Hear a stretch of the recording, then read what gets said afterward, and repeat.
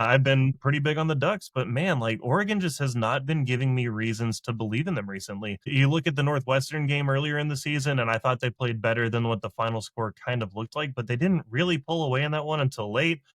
They let Penn State get back into the game that they ultimately won, but we now see that maybe that Penn State team wasn't very good. They got beat by Indiana, where they struggled heavily, and then they did struggle with Wisconsin. They just don't really seem to have that killer instinct, right? Like that's something that I feel like we've seen out of Oregon the last several years is, with Dan Lanning coming in, we've seen, some of the clips from the locker room speeches and obviously, Colorado last year kind of was the big moment where they come out there and they just punch them in the teeth and knock out a couple of them and send them crying back home. That was an insane performance to just step on their throats. But I just don't see that out of this Oregon team. I don't see them doing that. On the flip side of that, Iowa only has 2 losses by a combined 8 points, Mhm. both losses to very good teams.